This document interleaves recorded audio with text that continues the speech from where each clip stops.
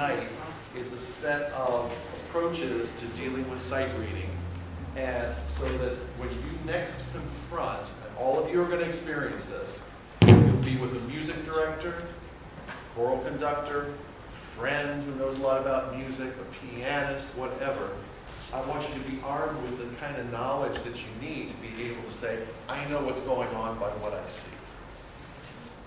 You see what I mean? I know what's going on by what I see.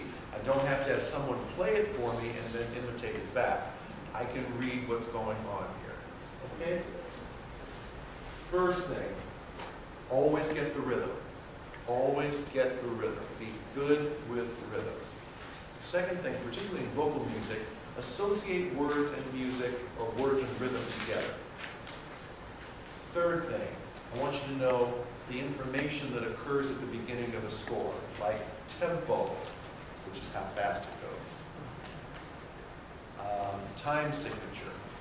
We talked about what that means. I'll talk more about that. Key signature. What key the song's in. You will really impress people if you can look at that information there and say, key of D. Obviously you know something about the structure of the music if you can do that. And then some other things like dynamics. So I have a couple sheets in there. You guys got a whole packet of sheets. And let's do this first. Look at the top sheet first. The very first sheet in the packet. Yes. Which contains... It's not. It's not. So everyone needs to just look at this one. I don't have this one up on the screen. Take a look at this. This is a breakdown of the dynamics. The things you're going to see in dynamics.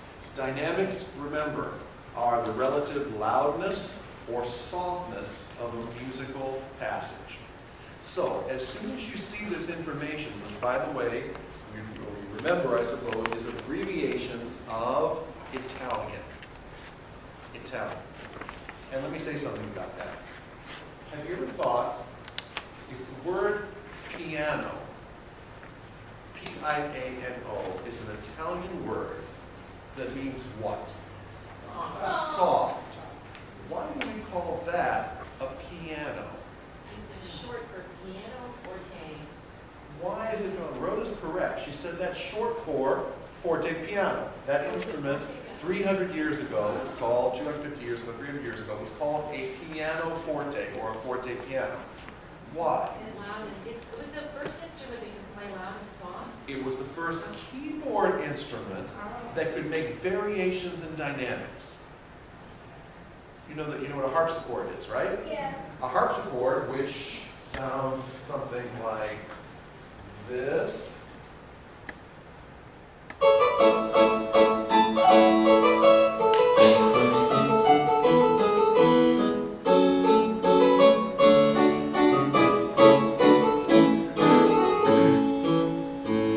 Was a completely different instrument, totally different in its construction. It had keys, but that's where the similarity ended. Inside, there were these thin wire strings, more similar to a guitar than to what we have in a modern piano. And there were these little jacks underneath it that were made of quills, like feather pen quills, that would come up and pluck them. So you couldn't control the dynamics. It wasn't possible to play it loud or soft. You couldn't do it. Along comes hammer action. If you look inside a piano, you now have hammers made of felt, but they're still hammers, and every time you hit a key, a hammer strikes a great big old fat string and makes a sound. Suddenly you can play loud and soft. So of course they called it the loud soft. That's what it was called, the loud soft, because it could play loud and soft. We just shortened it in the 19th century to the soft. There's a little more history to that as to how it became just the piano. But no, piano is Italian for soft. The opposite of that is F, which is the word, abbreviation for the word forte. Forte in Italian literally means strong. Loud and soft. Mezzo, M-E-Z-Z-O, M-E-Z-Z-O. Mezzo means in the middle, medium, medium. So, mezzo piano, medium soft. Piano, soft. Forte, strong, loud. Mezzo forte, moderately loud. Now, what happens when you double the F's or double the P's? What you might think two F's, and they pronounce it in Italian. In Italian, if you want to hyperbolize something, you put issimo after it. Issimo. Pianissimo. Very soft. Fortissimo. Very loud. And conductors work this stuff like crazy because there's a position that one could take. That music loses a lot of its zest, a lot of its energy, a lot of its beauty if you don't have dynamic ranges, if everything is the same dynamic range all the time.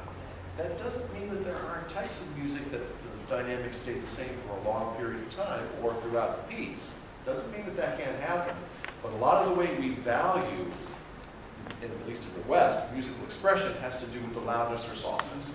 So you need to be able to read these. And when you're sight reading, someone who sight reads really well will pick up those dynamics and make a change. Now there will be those who will say, I'm just trying to get the note, or the word, or the rhythm. That's great.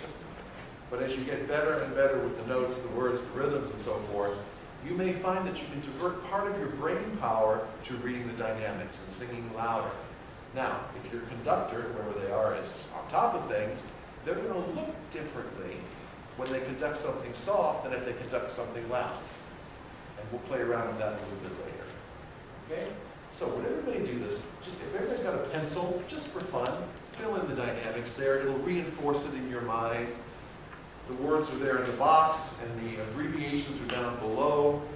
And then when you see this symbol that looks like this, and this symbol that looks like this, we'll give you a word for that also. You can probably figure out what it is on your own.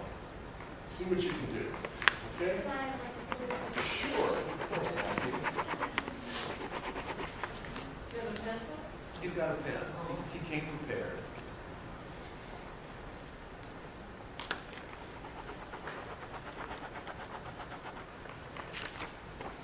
While you're working, all of this is about interpreting graphics. That's all it is. Looking at a symbol and knowing what the symbol means.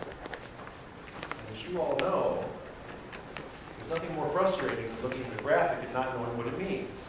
Having to have someone explain it to you. That's tough. Those of you who know more than one language. I'll tell you, I learned to read Korean some years ago. Oh my gosh. You have to rethink everything about the existence of an alphabet. Never mind with grammar, you've got to learn what the alphabet looks like. That's it.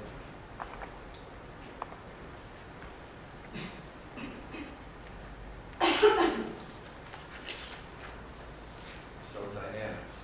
We're going to do a little sight reading in a little bit. It's going to have some dynamics in it. I want to ask everybody, when I put up a line of music, for you to tell me what the time signature is, what the key signature is, something about the dynamics, and then we're going to actually sing it. It really helps to know the inside scoop on anything that you're trying to accomplish. Trying to unlock the secrets here, the graphics. And as I told you in our first session, reading music is becoming, in some ways, and I'm concerned about this, a disappearing art. And that's a concern. Those of you who have children or grandchildren, you probably know that handwriting is becoming a disappearing art. We don't practice handwriting anymore.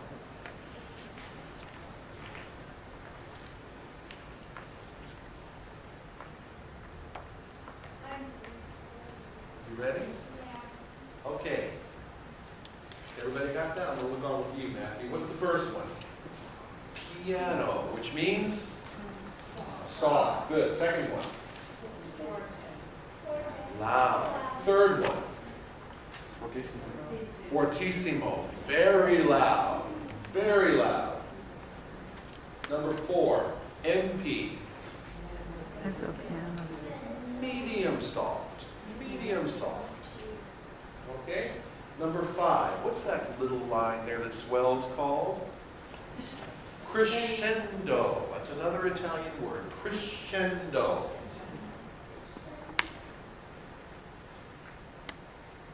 Crescendo literally means increase, to increase. And the opposite of that goes this way. And you could call it decrescendo. Sometimes the word diminuendo is used also. But crescendo, get louder, decrescendo, get softer. It's wonderful to hear a choral group or an instrumental group make a long crescendo, bigger and bigger and bigger. It's a thrilling thing. And then it's equally as exciting to hear them just kind of disappear into nothing. And you gotta work at that, right? Those of you who sing or play, you know, you gotta work at that. That doesn't always come easy. What's the next one? MF. Moderately loud. Moderately loud. Okay, next one. PP, which means now, pianissimo, that means really soft. That's really soft. So if you're working with a choral group, working with an instrumental group of musicians, pianissimo, whisper soft. Okay. And then the last one, diminuendo. Got it? Yep. Excellent. Look at the second page, everybody.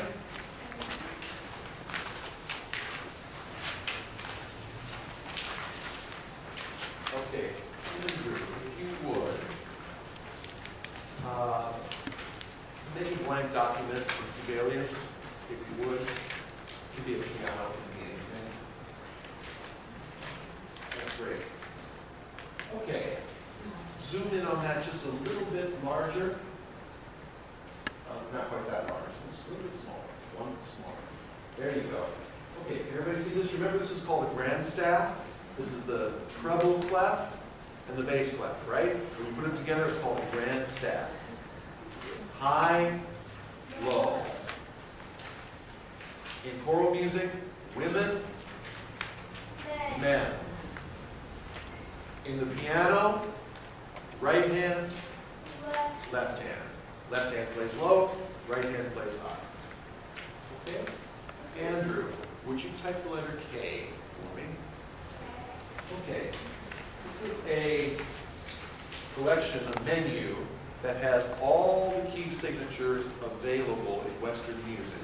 And I want to give you just the first couple in sharps and the first couple in flats. Do you remember a sharp, the little tic-tac-toe sign, means to take a pitch and raise it 1/2 step. On the piano, that would be, if I'm playing middle C on the piano, get to a piano here, and I put a sharp, a little tic-tac-toe sign beside it, I go to the black key immediately to the right, a 1/2 step higher. That note is now called C sharp. C, C sharp. Andrew, if you would, put up there the key of G major. Okay, you're going to see, in all the sight reading we do tonight, a set of symbols right next to the clef that look like that. Either it's going to be tic-tac-toes, or it's going to be little B's. It could be either one. You're not going to have both at the same time. Let me say it again. You're going to have tic-tac-toes or little B's. Yes? Can you explain how it becomes G major? Yes. Everybody's with me so far? Okay, here's how you tell what the key signature is, what key it refers to, when you see a sharp. Now, there will be those who will tell you, just memorize it. And they're probably correct. Because if you're going to be dealing with keys in pieces, you should memorize them. They're not that hard to memorize. There's only 12 of them. But let's say you're just starting off and you want a fail-safe method for figuring out what it is. Do this. If it's a sharp, figure out what line the sharp is on. Figure out what line or space the sharp is on, and go up 1/2 step. That is F sharp. Half step up from F sharp, A, B, C, D, E, F sharp. What's above F? G. It's the key of G. So, when I play that on the piano, or sing it, or play it on any instrument, I'm using, just going right up the alphabet. G, A, B, C, D, E. But when I come to F, I play F sharp, and then G again. Andrew, would you draw or put in for me a G major scale in eighth notes or quarter notes, either one? Right there. There it is. Wait,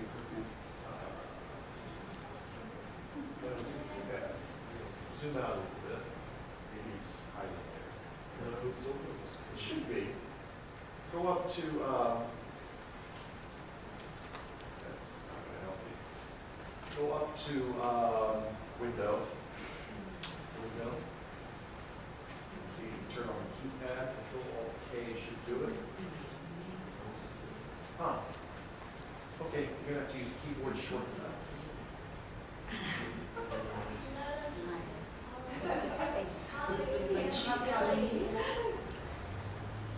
Okay, bring it up again, and we'll do keyboard shortcuts.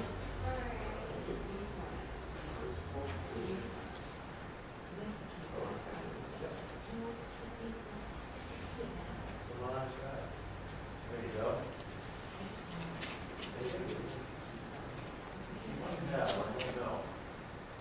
Sorry when there's a keypad associated with this, it makes it easier to use this program.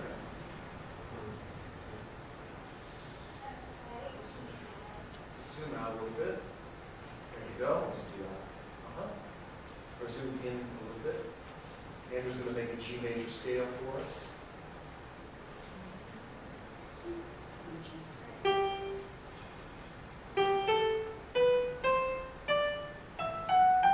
That's what a G major scale looks like in eighth notes.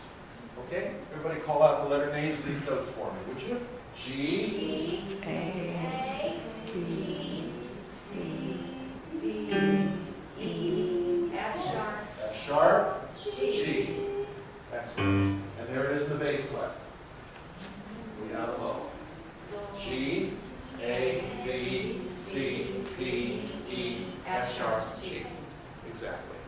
So, find the last sharp of the group, because there's going to be more sharps. We can use 2 sharps, we can use 3 sharps, we can use 4, 5. Find the last one, go up 1 half step, and that's the key. Okay, delete that, Andrew, if you would. And let's change the key to another sharp key. Okay, Andrew, I'm just going to put up how many fingers I want on the sharp. Okay, now you zoom in a little bit. Now you tell me what key we're in. Let's say you didn't know what 2 sharps is. You had no idea what key 2 sharps represented. How would you figure it out? Use the formula I just gave you. The last sharp, the one furthest that way, is what note? It's C sharp. Very good. What's a half step up from C sharp? D. D. D. D. Yes. By the last sharp, I mean the sharp furthest to the right. This would be the first sharp, the last sharp. Half step up from C sharp is this line right here, D. Key of D. Yes. Find the last sharp, the sharp furthest to the right, and go up 1 half step from that sharp. Great. Andrew.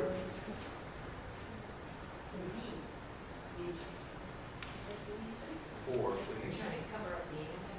Yep, I am. Okay, now it's starting to look a little scary, isn't it? Even to an accomplished instrumental performer, the more sharps you get, the more brain you gotta use.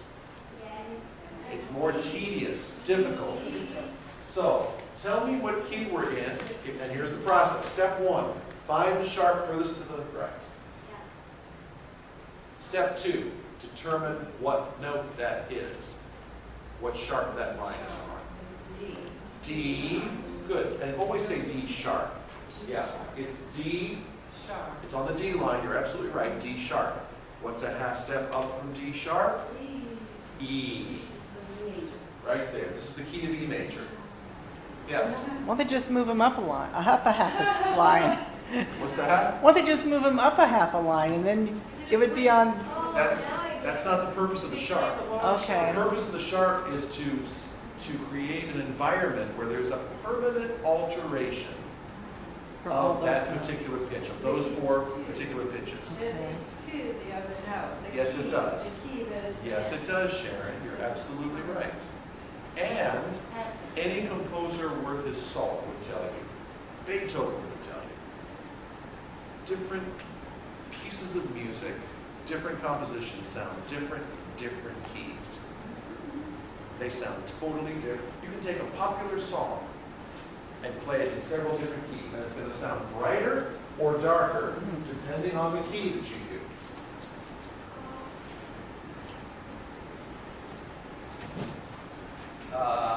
Let's see. Okay, listen to which one sounds brighter to you. Just use your imagination. I'll take a song everybody knows.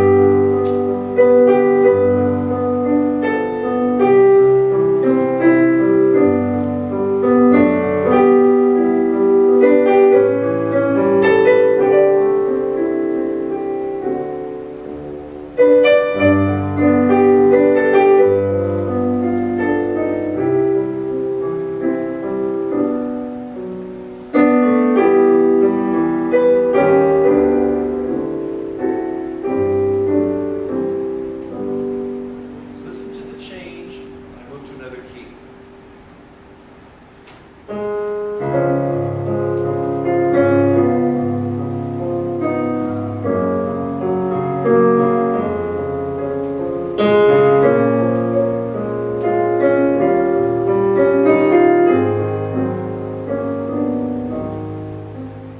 Sounds totally different, doesn't it?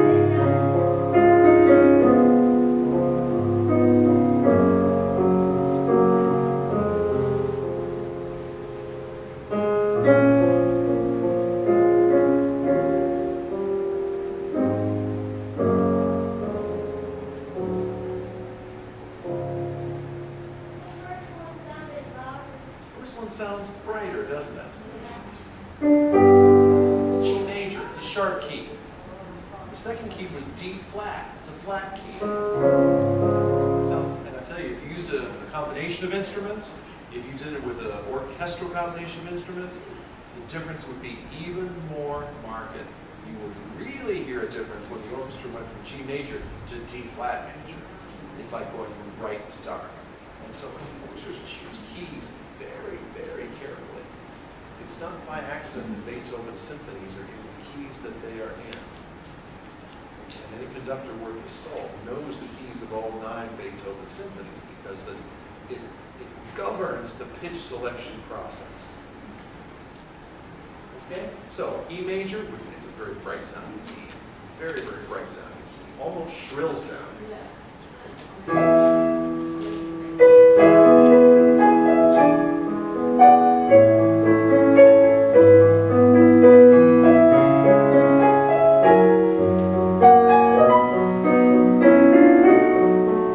Sounds brighter, doesn't it? If we were doing it with a string section, it would sound incredibly bright. Okay. Is everybody comfortable with how to figure out key signatures? Andrew?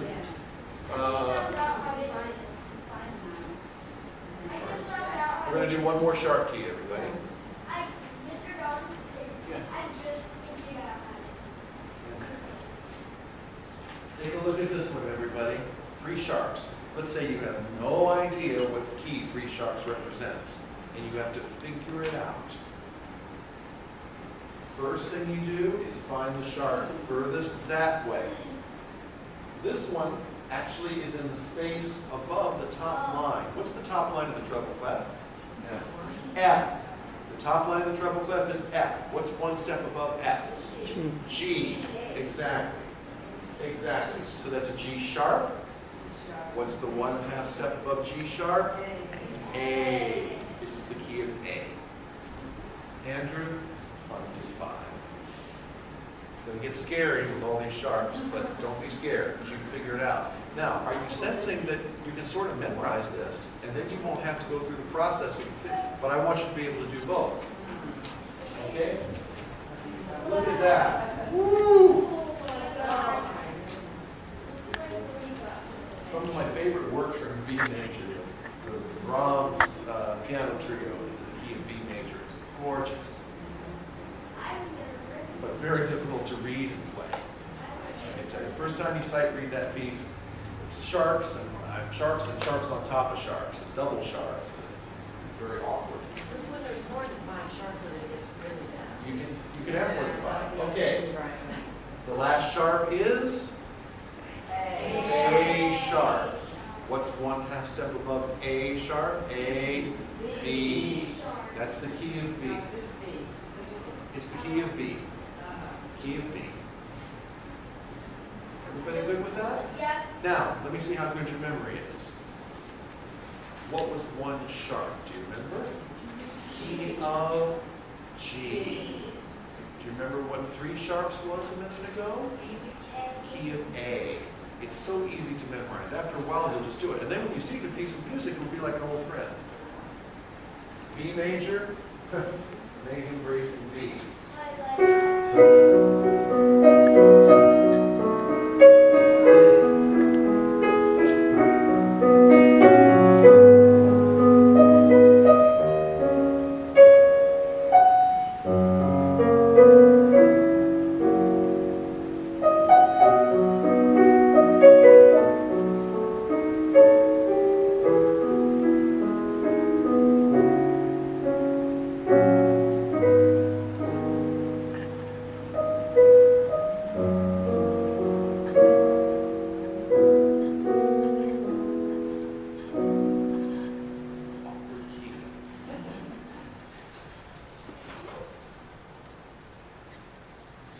Okay, is everybody good with that? Great. Now, flats. Flats. A little bit different process. And there's one key that I'd like you to memorize tonight, just because it'll be easier for you. I'll show you how to figure it out when there's 1 flat. The key of 1 flat, flat means to lower the pitch a 1/2 step, remember? So here's B, B flat. The black key immediately to the left on piano. Okay, this is the key of F. 1 flat is the key of F. Andrew, can you do 2 flats for me? Here's how you figure out flats. Here's how you figure out flats. Remember in sharps you find the last sharp and go up a 1/2 step? In flats, slightly easier. The next to the last flat is the key. So this is the key of B. flat. B flat. B flat. Correct. How to find the next to the last flat? This is the first, this is the last. Next to the last. The one prior to the last. It's easier to see when you come over. Okay, Andrew, put up 4 flats for me.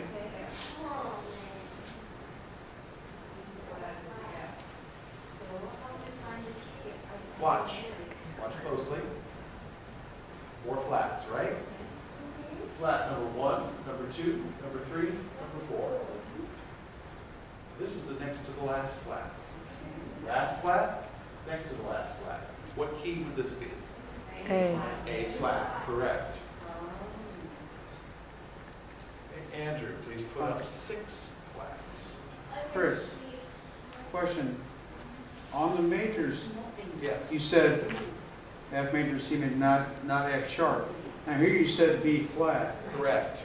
There, In flat keys, you say B flat, E flat, A flat, G flat, D flat. That's Okay. true. Now, understand when I say key, key refers to